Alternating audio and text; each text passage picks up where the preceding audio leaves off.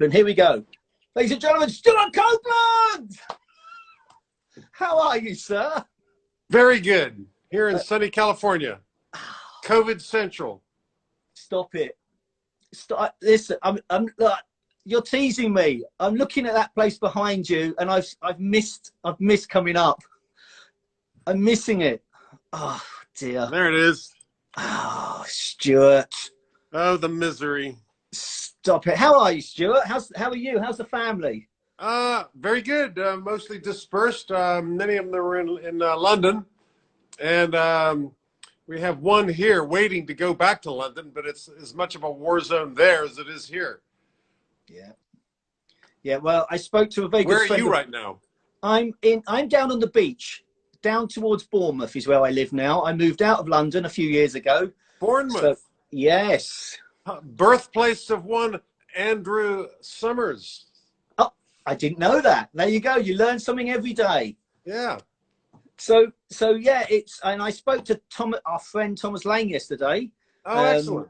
Yeah, and he said that you're in a lockdown and haven't been able to do anything for a long time, etc., etc. Well, they just opened up the outdoor dining in California on Sunday. Okay. Which means that the tables are all 6 feet apart.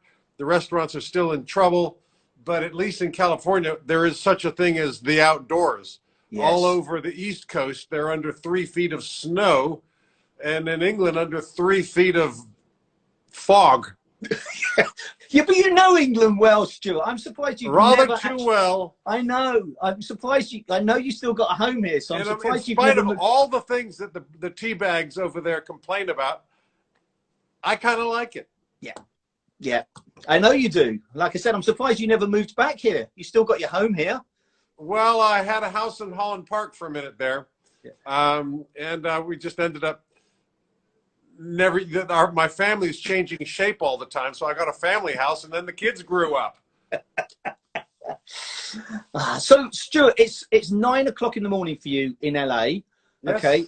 And when we discussed this and we talked about doing this, you said, can we do it a little bit earlier so that I can start a day's work? Yes. Okay. So I know we're going to talk about Sacred Grove. We're going to talk about that magical place that you're in. So day's work. Here it goes. That's the kit, boys and girls. That is the drum kit, look. Yeah, and look at these symbols on here. How do I turn this thing around? I think you should have a button there somewhere. Turn it around. Reverse. Okay. Look at these symbols. Yes. Yes. Greener than all get out. A world of green. How about that, huh? I even got the little splash green. I even got the green with holes in it. I got the big bad, let's see here, this guy here. But just in case anybody gets persnickety, because I know that there it is. It's just not green, but it's still there at a place of honor, ready for action. Meanwhile, I'm going with the green thing. So did I notice there's a different snare drum on that drum kit as well, Stuart? Oh yeah, okay. Let's talk about the snare drum here. I'm not plugging this because Yeah. This here is one of the prototypes. This is actually prototype number 2. I'm just waiting for prototype number 3, which is actually this drum here, which is the snare upon which all the hits were played. Yes. Okay, we got that here. Now, since there's only one of that, the Tama people made an exact copy here. It's not an exact copy, but they reproduced the sound, and it has the flanged mismatching. It's actually a hybrid from several. This is from several different brands of drum. God knows how it got this way, but this here, I now have as many of these as I like, and I can go anywhere in the world. In fact, this is a hit drum, forgive the pun. They actually carry this in various studios. They've got a Ludwig Black Beauty and one of these for that crack, that high crack. Now, the 40th anniversary model has a same drum, slightly different look. And it's almost there. Almost there. And one more go around. Let's see, I got another This is the first prototype here. Wow. And see, that's the third front tom-tom that I don't use anymore, but look how beautiful it is. Yeah, it is. Boo-binga, baby. Yeah. Anyhow, by the way, see these things here? Yeah. Really difficult. Well, I suppose you needed to add that to the collection. You've got a good collection there. Yes, I do. Things to smack. Yeah, and it's better than my collection of people to smack. Well, this is why you're hidden away in that hidden studio up in the trees, out the way, so you don't hit people. It's a good idea. Right. It's a very good idea, and everyone. In fact, drummers probably hit fewer people than guitarists. Yes. Well, there's a few that you've wanted to hit over the years. Drummers will hit guitarists occasionally. Okay, so I've got to ask you, why the green cymbals? Well, it's kind of an oyster head thing. I don't know where the green came from exactly, but it's sort of like, and it became associated. And we were doing an oyster head show in Denver, one of the last shows ever played before the plague hit, and it went all kind of green because I had this green drum set, a Dream Sparkle drum set, which actually the color was chosen by my brothers of the stick at a Modern Drummer golf game. And Tommy Lee was there, Mick Fleetwood, and I can't even recall, Tulum, all the, like 16 drummers. And we all played a game of golf and went back to Tommy Lee's house for the wildest party ever. And there was only 16 drummers, and only one of whom could play guitar. Yeah, baby! Yes! And anyhow, that we all, I brought these samples from Tama of the different versions of green. And this was chosen by my brothers of the stick. In fact, let's see here. Where's that sample? Got it around here somewhere. Anyway, never mind. They chose that green, which became the Oyster Head Green kit, and which became the Oyster Head Green cymbals. And now, in about a little while, Kelly Pasty is coming over with some pink cymbals. Now, with my grandchildren, we are all gender non-normative. Okay. So pink is fine. I'm good with pink. Yeah. But they're not for me. They're prototypes that she's got that there's actually some kind of, she's going to explain it when she gets here, but there's some kind of charity involved. And I'm not quite sure who ordered pink cymbals. But we'll see if they're as cool as my green ones. Well, and you're going to put the magic signature on it, are you? No. I'm just trying them out. It's not a signature thing. I'm just giving my expert judgment. Like I am an expert on the pinkness of cymbals.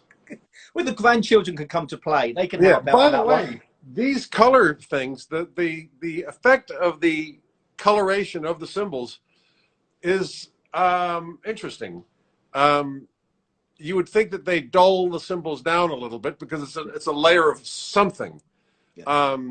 But actually, they're quite bright. The ride cymbal, the dye or whatever it is, actually dulls it down just a tad, which is a good thing for that big, huge, bad ride cymbal. The splash cymbals go splash whatever. You could put a, paint them with I don't know, olive oil. But the crashes are pretty good. They're just a hair dark, is all.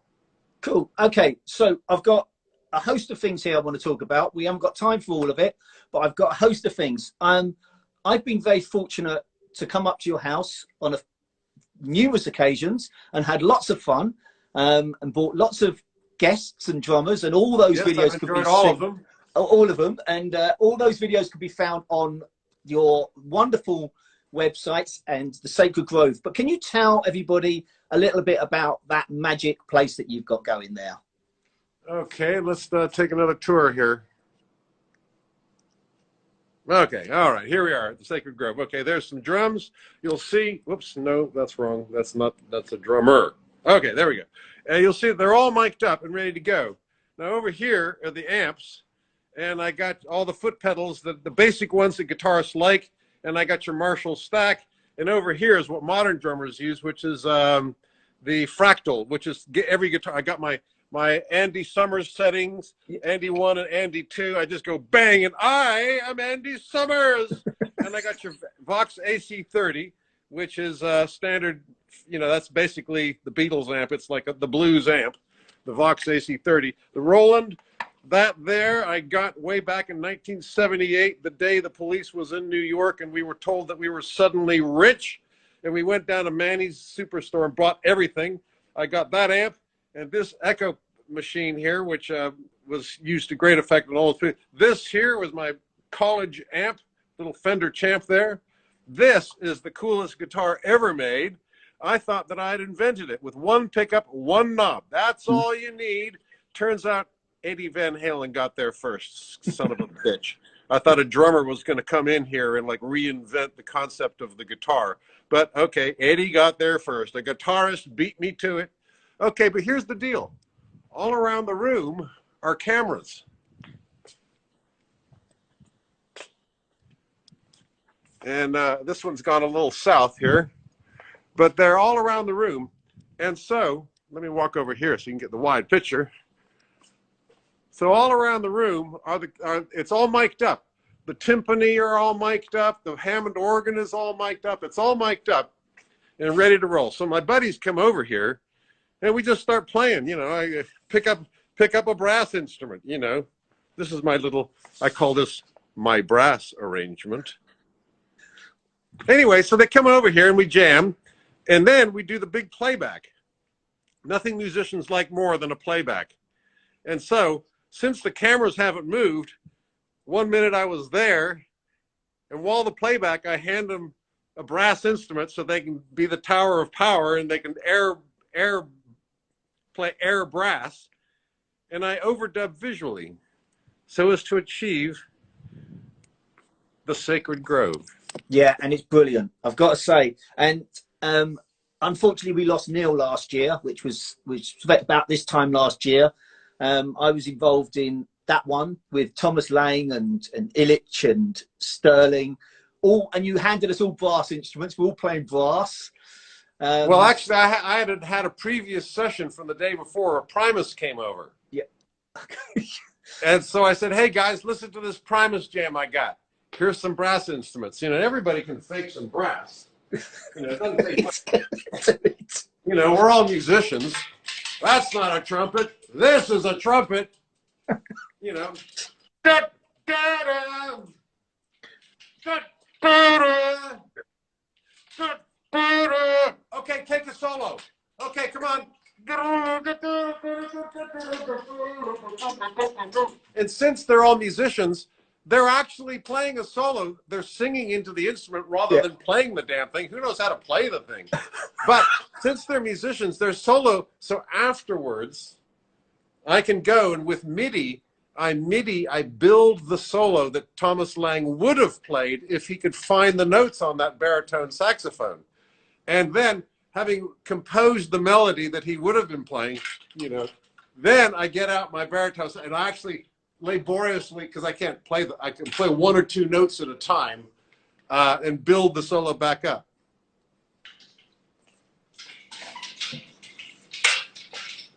It's sort of thing. Brilliant. And I've got to say that whenever I bring drummers up there and that happens, that magic happens, I always say to them, don't expect anything and just go with it. And afterwards they always go, oh my goodness, I was just playing saxophone, or I was just playing.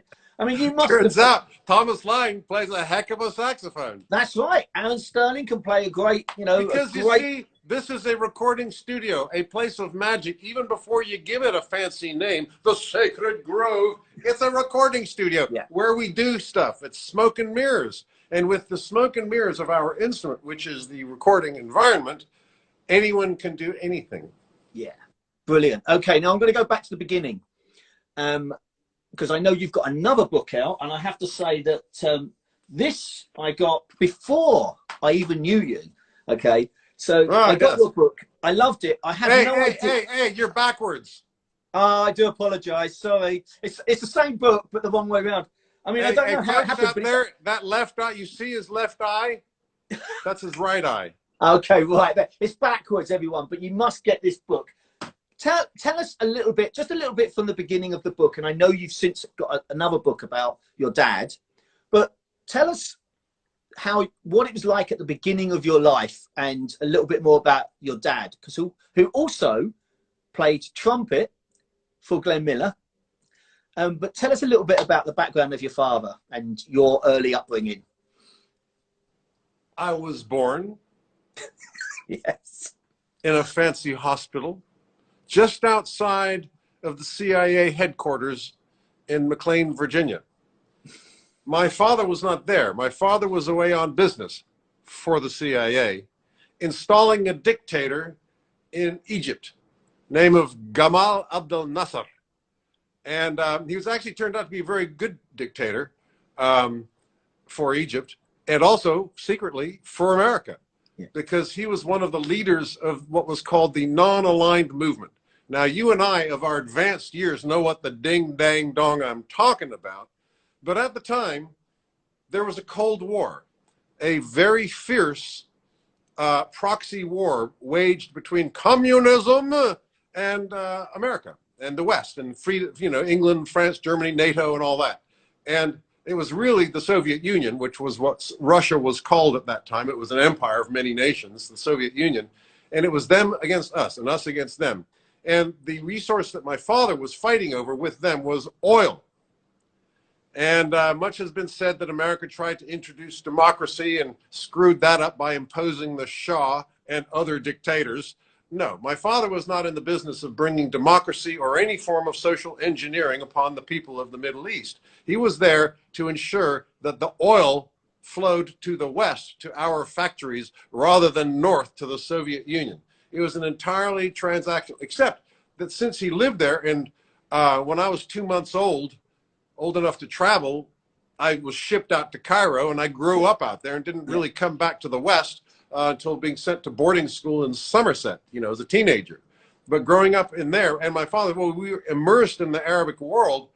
We kind of went native. My father spoke 3 different dialects of Arabic, was actually a big scholar of Arabic literature and history, and was very much immersed. It's sort of not what you're supposed to do. You're supposed to be a clinician, but he actually got immersed. My mother was an archaeologist. She was there excavating sites of prehistoric humanity from, I've got an axe head here from 250,000 BC. Yeah.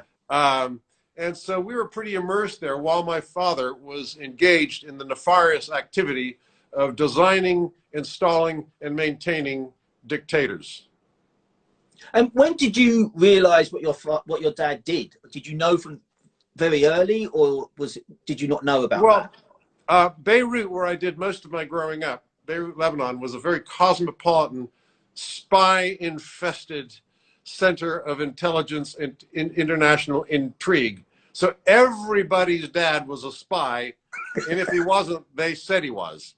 And one of our family bedtime stories is how Miles, my older brother, comes home from school and says, "Daddy, are you a spy?" And our father looks at him and says, "Who wants to know?" So later, so there was all this talk. One day, it was slightly suspicious when my good buddy Harry, who was an English kid who came out to Beirut during the Christmas, Easter, and summer. He spent his holidays out there, but he was in boarding school most of the time. Harry Philby. One day, his father disappeared. And everyone, he was we were a parallel family. We had kind of parallel kids. Our parents were friends. We went on picnics and stuff together. And their daddy disappeared. Turns out he was a Russian double agent named Kim Philby. And he was secretly working for the Russians all this time, even as he was at the highest levels of MI5. He was one of the famous British, he was recruited in Oxford, in Cambridge as a student, as a young communist. And they told him, "Shut up, be a mole." And he joined the Secret Service, rose up as a mole inside, him and a couple of others, and was one of the most famous British turncoats. We knew him. He was the alcoholic, or pretending to be alcoholic, father of one of my good buddies, and he disappeared. And for me, it was kind of a fun, family, interesting story. Oh, how colorful! For the Philby kids, him going back to boarding school, his father, a traitor to, famously, it was a huge tragedy for their lives. And in fact, I still haven't been able to find Harry Philby to this day. Wow. Okay. Because you wrote a book. I think the book came out maybe last year about your father, didn't it? Actually, no, it's not a book. It's a podcast. Okay. And it's a podcast where, you know, I go through the family stories of the time he instigated a raid on our house so that the colonel could call out the tanks and go take over, well, put down the riot and take over the palace and radio station while he was at it. That, you know, it's kind of, you know, one of their sneaky tricks. Stories like this, which we always heard at the dinner table, were any of them true? Yes. So I investigated all this, and I found scholars in Iranian history, Syrian history, and Egyptian history, and all these areas who pretty much validated. Of course, they had slightly different opinion of the ethics of my father's work. And they regarded that American meddling, quite rightly, as meddling, whereas my father was working for America in these new countries that had not yet really fleshed out democracy. They had elections, but they were patchy and people voted by tribe. And, you know, my father used to say that democracy really is like two wolves and a sheep voting on what's for dinner. Yeah, brilliant. Yeah, brilliant. So when you were in the UK, you had a drum. Well, we shared a drum teacher. We didn't know each other. Max Abrams. At the time. Mr. Max Abrams. I think I've got his book here somewhere. Have you? Where is that? Where is? I know I've kept it. It'll take a minute to find. I know I've got it up on my wall up here. Yeah, here it is. Of course I got it. There you go. There you go. Remember this? Look at that. Mr. Max Do you Abrams. remember this? Well, I think I've got. Hang on. I'm going to disappear. Hang on. Ah. Oh. Left, right, left, Left, right, right, left, there right, it is. right, left, right, left, right, left, right. It is the other way round Okay, again. students, what's that called? This is the modern technique for the progressive drummer by Max That's Abraham. the same one I got, but your cover is backwards. Exactly, different colours. So Modern techniques for the progressive drummer. Let's see, written for the modern drummer in, oh, this is Chas E. Foot. Remember them? Yes. Foots? Still going. Oh, we're getting old school here. Yeah. Okay. So I've got to ask you a question, and I don't think I've ever told you this before, but when I was studying with Max, one of the things, because Max was old school and a tough teacher. Yeah. I don't think you're allowed to do that anymore. I don't think you're allowed he's from music teacher Casting Central. Yeah, Grumpy. Grumpy. You are nothing. You are no one. You will learn at my knee. Yes. Which is kind of how I talk to my students. Of course, and that's the way it should be. That's why I don't have any students. Well, one of the things I always remember would be I'd get stuck on a page and he'd come in with his diary and he'd go, in such and such a day, on such and such a time, Stewart Copeland or Phil Collins or whoever they were that he taught. Phil Collins. Yeah. That's why he's so good. Phil Collins was in there. That's why you're so good, Stewart. Come on. Max Abrams, there he is. Let's see, is there a picture of him in here? No, I don't. Oh, there he is. There he is. There he is. And I've got exactly the same, and I've got that I've got his signature as well. What do you remember? Yeah, mine about those? says sincerely, Max Abrams. You twat. Yeah, exactly. I mean, what do you remember about those, Stewart? Those days? I remember that he was in Sloane, just off Sloane Square in London. And my lessons would be after school. And I'm, you know, worn out after a day of school, the American school in London at that time.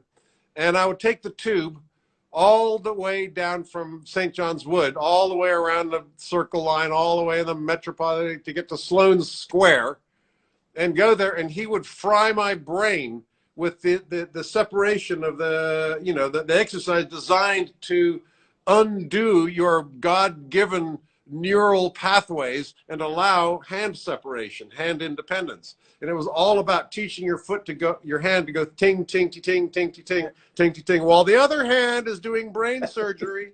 And so these exercises were not conducive to comfort.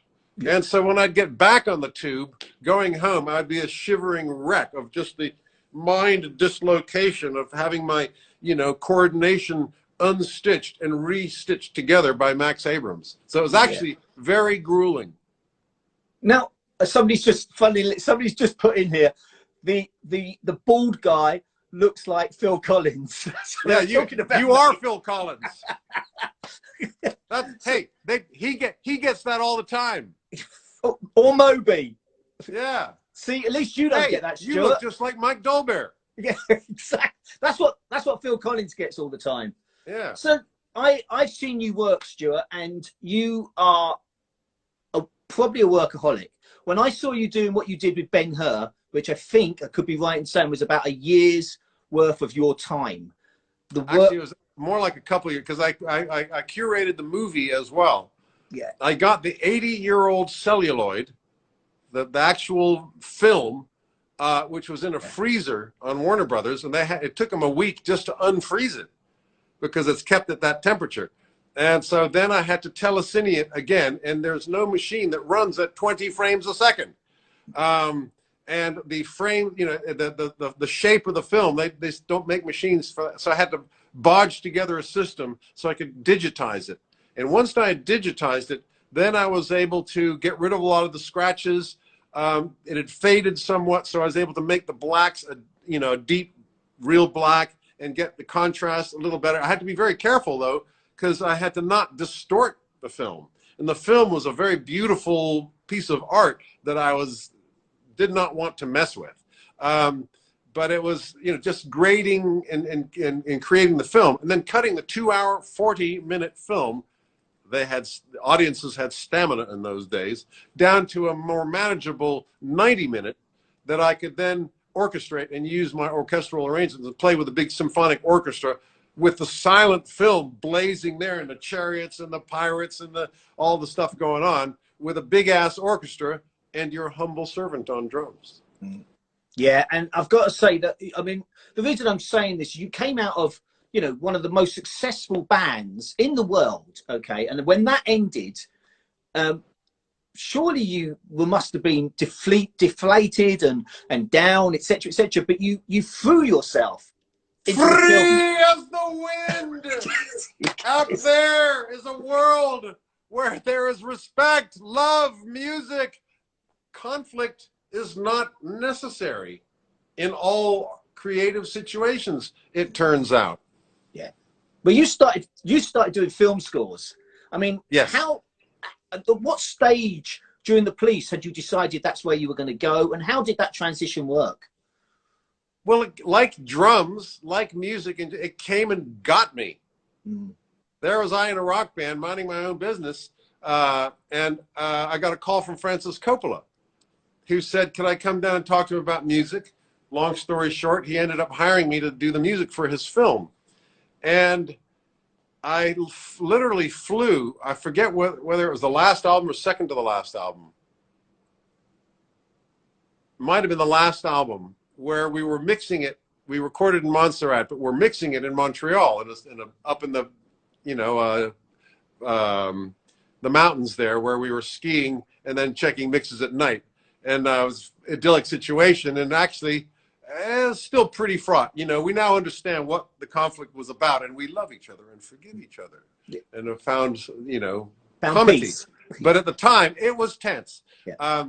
And I went straight from that police environment to San Rafael, California, with the Francis Coppola environment, where I get to be the only musician in the room. If I want to play an A sharp, I play an A sharp. If I'm going to put a drum fill right there, that's where I don't need to talk to nobody. Oh, hello, I'm going to do this. And it was just such a liberating, freeing experience. Of course, there were other limitations, but those limitations were not the limitations of musicians trying to make one thing as musicians together. We were making a film.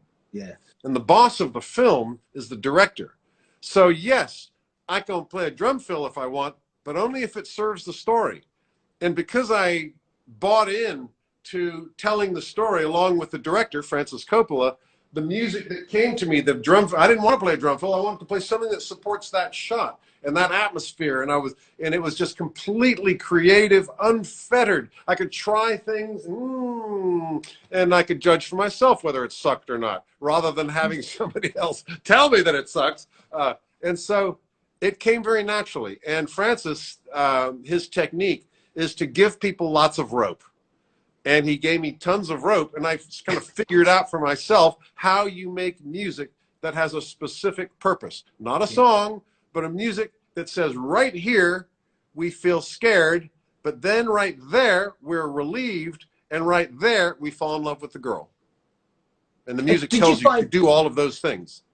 So did you find you got as much satisfaction out of that long process of writing film music as you did putting out an album or a new single? Or incomparably more. Right, interesting. Because the limitation of film is that you're constrained by what the scene needs and what the director asks you for and tells you, I need happy sad, or sad happy, or mystical whimsy, or all these moods, all the human emotions that music has to hit.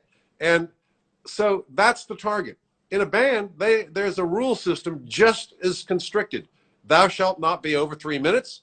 It will be guitar, bass, and drums. It will have verse, chorus, bridge, verse, chorus, out. It will be a hook. It will be a love song. It will be within actually musically very, very tight parameters. Whereas in film, you have not only every kind of music, but every attitude of music. You have sci-fi movies with synthesizers. You have period pieces with violins and cello.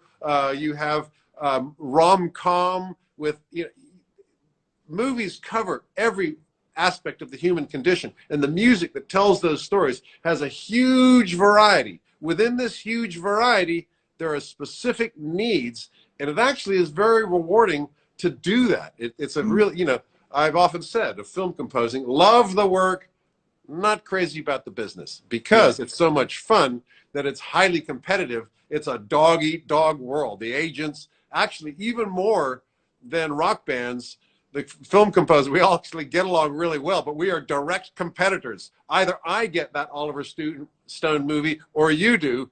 One of us is going to starve.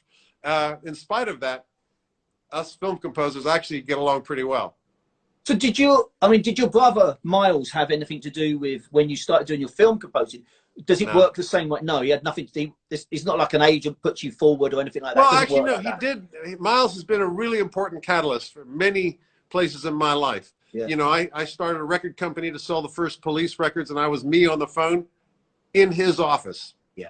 So I did it, but I had, he provide, in many ways. And so with film composing, he was getting into the movie business himself, and he had a partnership with a guy called Derek Power, who was his movie guy. And his movie guy got me the Francis Coppola, or rather did the deal and everything, and then got me the Equalizer, which was a television series, which I did for several years, and became my kind of movie career. And suddenly then Miles and Derek fell out. And Miles said, I'm sorry to say that I'm firing Derek, and so I'll be taking over. And I said, no, well, you can fire him all you want. I'm not firing him. Because, okay, Miles, what movie am I working on right now? I don't know. What's my last movie that I just finished, which is actually a hit, by the way? Okay, Miles, so I carried on with Derek Power for 20 years. I mean, okay, so this is going to be a tricky question for you now, because you've done a lot of films. But if you could pick one movie that you've done the soundtrack to that you're the most proudest of, which one would it be? Well, you see, sometimes the best music and the inspiration and the experience of making the music does not align with the actual quality of the film. For example, my favorite movie that I scored, Very Bad Things, I could watch that movie again and again. It's just the funniest, darkest, meanest, hardest comedy ever. Who says Americans don't do black comedy? Yeah. Very Bad Things. Check it out. Not so much music in it, because the director, drove me a little bit nuts. He was crazy, but really talented. And every time he'd say, I want happy sad. And I'd give him happy sad. He says, actually, no, I had a brilliant idea. I want, something else. Drove me nuts. That's the movie that I think is the best movie that I ever scored. There were hits. There were Oliver Stone movies that were bigger hits and everything, but that's not what you're talking about. Then there was a movie called Rapa Nui. Yeah. Ever heard of it? Yeah, I have. You have? My God. I think maybe we've talked about this before, and maybe it was I've huge. This movie, they shot it on Easter Island. Yeah. And it was this incredible visual scape of, you know, it was the guy who did Waterworld, and this Kevin, you know, he was just huge, the majestic, the story was a little dumb. There were some serious plot issues in the movie, but the scale of it, some of the best music I ever wrote. Right. And do you feel that there's songs in the Police catalogue that have the same effect on you? Is there particular songs that you've gone, I love that song for a particular reason? If you could pick one. I'll tell you a story of a learning moment, which would be useful to members of any bands who get caught up in the emotionality of the competitiveness of life within a band. We recorded, you know, more songs for an album. Then there would be, okay, so what's on the album? What's going to be B-sides? And the competition at that point was between Miss Gradenko and Murder by Numbers. Okay. And we listened to the two tracks, and Miss Gradenko won. It was bouncier, livelier, you know, just, okay, I guess, you know, that one. And so Murder by Numbers became like a B-side and an almost forgotten track. 30 years later, it is now my favorite Police track. Yeah. Partly because of the way we arrived at it. It has an X factor, like, you know, more than other Police tracks, because it was even more spontaneous. You know, the last three albums, the drums were completely spontaneous. We didn't rehearse somewhere, work it out, and then go into the studio. Yeah. We heard the songs. Sting would reveal his songs one at a time, as needed, on a need-to-know basis. So, gets the studio, and says, I got another song here. Okay, good. This is going to be good. It always was. And he whips out a song, and Andy and him are chewing on the chords like that. Me and I'm thinking, okay, let's do a take. And we do like 3 or 4 takes, usually take 2, and that's it. That's what's on the record forever. Brilliant. Whatever I came up with within the space of an hour of hearing the song for the first time, 2 takes, two run-throughs, that's what's on the record. Mm-hmm. The most extreme example of this was Murder by Numbers, where we were sitting, the drums were in the dining room in a separate building because the sound of this huge wooden room was just really excellent. And so we're having dinner, and Andy's playing his jazz chords, which usually leave me pretty cold. Blah, blah, blah, blah, blah. I was raised on jazz, which is why I'm kind of immune to it, and I'm not paying much attention. And then, but Sting says, hey, hang on, I got some words here. And he pulls out this words, you know, about murder by numbers. If you want to, and they're working this song up right there at the dinner table. They're collaborating on a song. And they say, oh, okay, well, let's do a take. And they walk downstairs to the studio. Then I walk 10 feet over to 20 feet over to the drums. And I start, and just thinking of the rhythm of what that would be. While they get downstairs, Hugh Padgham turns on the tape machine. Okay, we're rolling. I'm already playing. And we're in record. And they start running the song down. That's the record. Wow, brilliant. So that is absolutely straight onto vinyl. Wow. So when you had your gap, let's call it, and you came back, and I think if I remember rightly, you've told me before that was just going to be whatever, a couple of weeks of gigs, and it lasted 2 years. Did you have to learn the set, you personally? Did you have to learn the set again, or it was all there? No. Within the first day, I remembered the musical memory is a very strange thing that scientists really ought to have a look at. Yeah. You know, I once did a show with George Martin, the Beatles producer. He did a show at the Hollywood Bowl with the LA Philharmonic Orchestra, and he asked me to play drums, for instance. You know, I wasn't even a big Beatles fan, but the first song, 1, 2, 3, ba-da-ding, ding, ding, ding, ba-da-ding, ding, ding, ding, ba-da-ding, ba-da-you, I knew the song. I hadn't thought about it. It's there in the DNA. It's just there. Musical memory comes back to you. That song you learned in your high school band, you can pick up your instrument and it is still there. You've forgotten the names of the people you played with it, but musical memory is really quite significant. It's very powerful. And so that didn't stop our dear leader from insisting on 4 months of rehearsal. It's all in the DVD, ladies and gentlemen. Raving mad. And they're, you know, Sting and Andy are noodling over voicings on the guitar. Fuck it, it's great. It's just like it was on the record. What are your problem? And the genius who had written these songs had to have been playing them over 40 years. And he, because he's a living, breathing artist, they had evolved, changed, and they do, yeah, that's what artists do. They kind of work on it. So by the time he circles around, he's back with the original guys. Every little thing she does has a different vibe now. And so there was this, you know, there's one moment, and I say all this with love in my heart. I mean, I know where this comes from, and don't let anyone think that there isn't anything but huge respect, love, and regard for both of my colleagues. So we're in rehearsal there. This is it, guys. You know, after, so, you know, okay, how are we going to be? Okay, first song, Message in a Bottle. Andy goes, hey, Andy. Oh, yes. How about instead of playing dirdle, how about you just play the chorus, blang, blang? Because people have already heard that now. Yeah, it's old, you know. How about blang? Okay.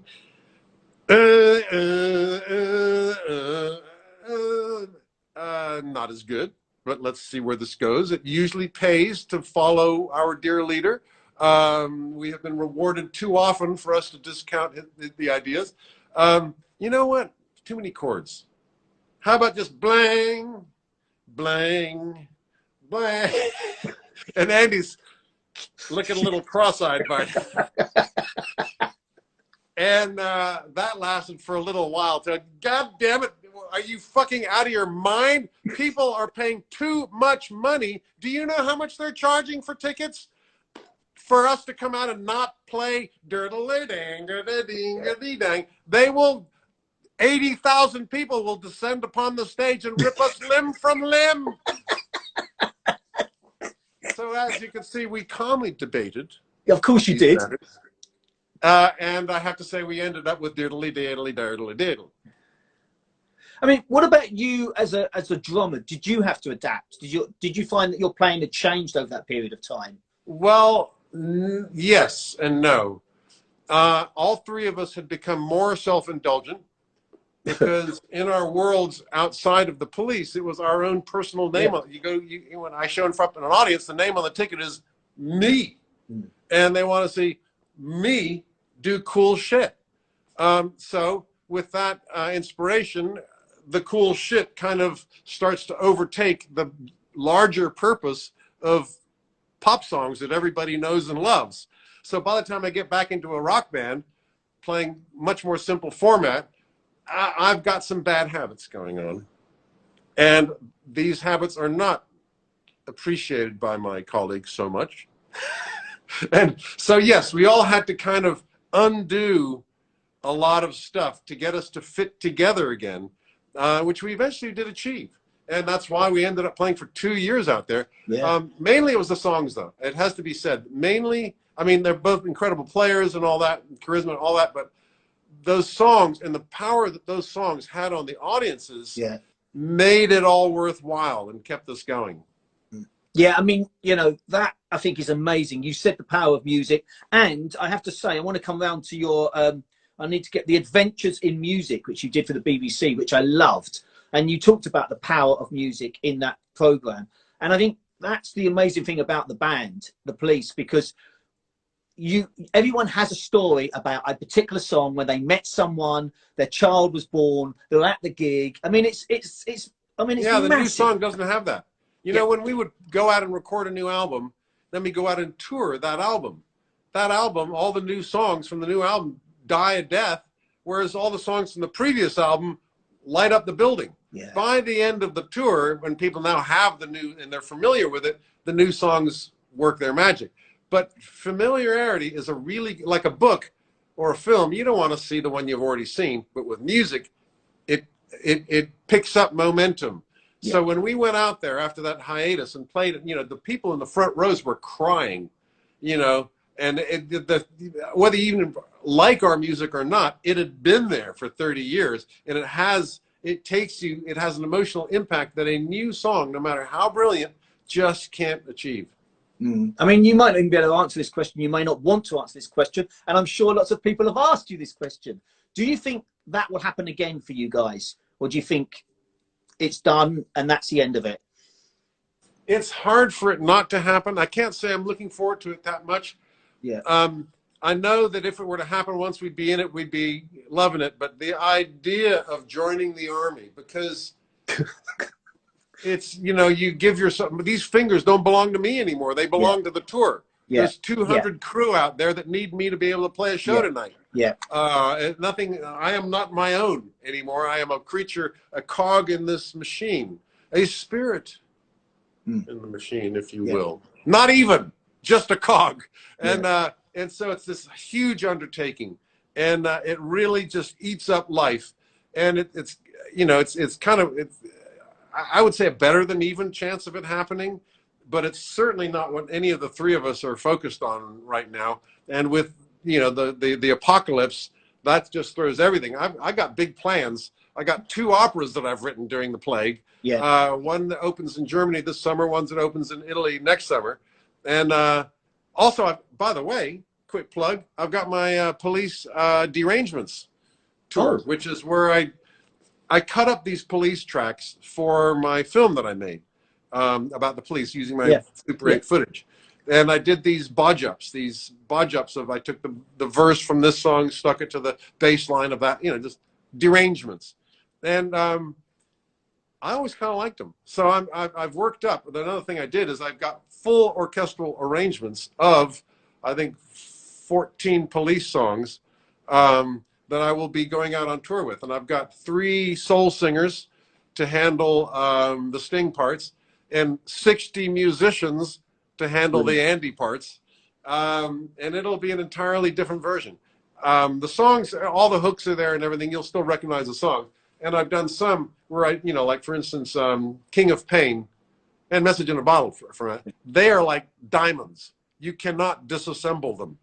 There is no other version than the version. There is no version, you know. And so, but I've orchestrated them. I've used an orchestra to do those things. And they're done. And deepening my appreciation for the original compositions. Brilliant. And they're ready to go, are they? Yeah, I got the charts right here. Here, look. Let's see here. Where is it?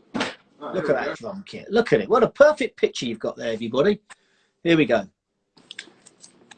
Is it the right way round? Hardly, but here we go. Nice. Roxanne. Darkness. Wow. Tea in the Sahara.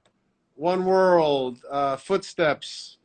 Don't Stand So Close to Me. Actually, I'm doing the new version where everybody hated when we recorded that. We recorded the song, and my horse had done a somersault, and I'd obliged to dismount, breaking a wrist. I had to use drum box, and everybody hates that version. But the vocal arrangements that Sting did for that new version that everybody hated were actually pretty beautiful. So I merged the two together, the original arrangement and the new arrangement, which are in different keys, helpfully, to create this orchestral piece that I think kicks ass. Okay, now we're running out of time. I mean, we're not going to do any of the questions, unfortunately, today, but there's loads of them down here in the box. I just want to finish with your 2, I mean, you've done more than 2 bits of work for the BBC, but the 2 more current pieces of work for the BBC. One was On Drums, okay, and the other one was Adventures in Music. Which should have been called What is Music and Why? Okay. Why does music, particularly the drums, why does music, unlike any other art form, take you and make you dance? Yeah. Yeah, I mean... It does. It was amazing. The Adventures in Music we know, as musicians we know. We get the emotions, and I think right now with what's going on, that's been the thing that people have missed. Music in their lives.